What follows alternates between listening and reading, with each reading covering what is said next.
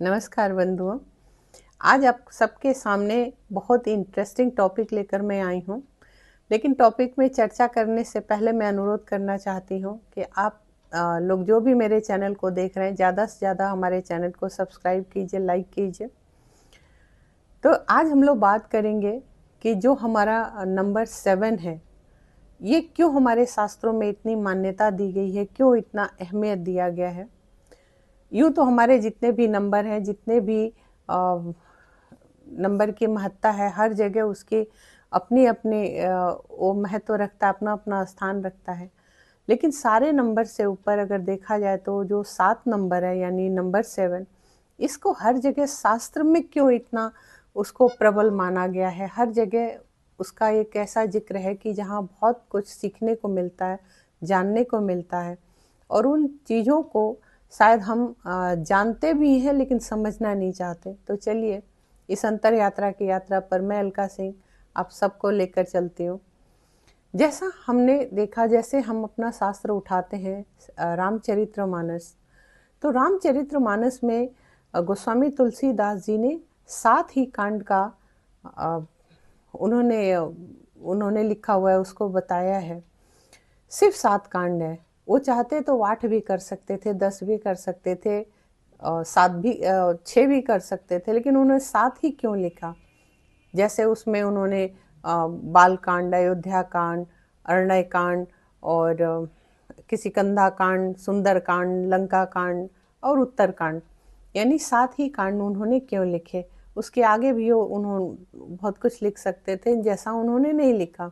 अगर इसके आगे हम लोग बात करें तो 7 रंग, 7 रंग ही क्यों?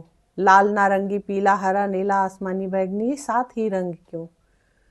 इसका एक अपना महत्व है। अगर सबसे बड़ी चीज अगर हम लोग देखें, भगवान सूर्य को देखें, तो भगवान सूर्य की जो किरणें निकलती हैं, जो उनकी रश्मि किरणें हैं, वो वो भी 7 ही हैं। तो ये कितना एक सोचने वाला विषय है कि भगवान सूर्य के भी 7 किरणें निकलती हैं।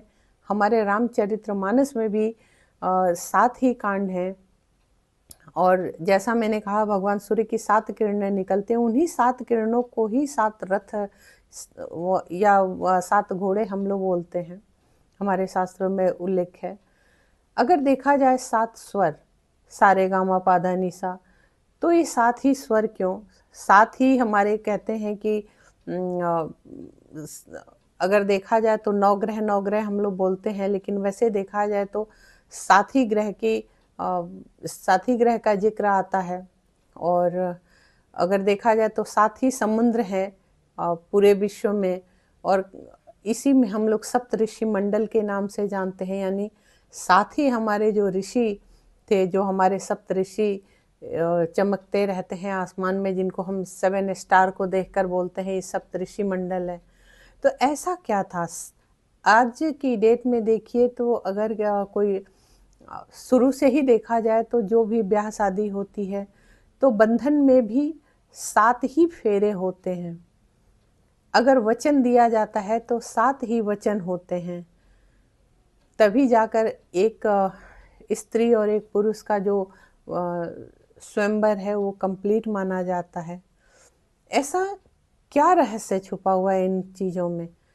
अगर हम अपने जीवन को देखें तो हमारे उत्थान के लिए हमारे जो हमारा जो शरीर है, इसके अंदर 7 ही चक्रास का वर्णन आता है।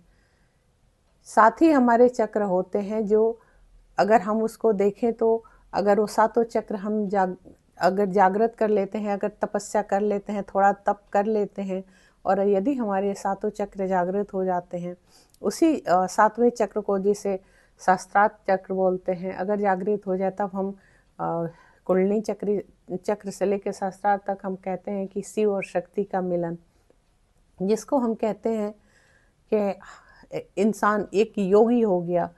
वो सब कुछ उसको समझ आने लगता है, सब कुछ उसको देखने और समझ, वो उस हर चीज़ का वो आभास कर सकता है, वो देख सकता है, समझ सकता है।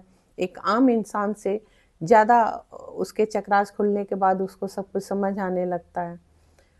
अगर संपूर्णता का अगर कहा जाए कि प्रतीक है, तो संपूर्णता का प्रतीक ही अंक 7 है।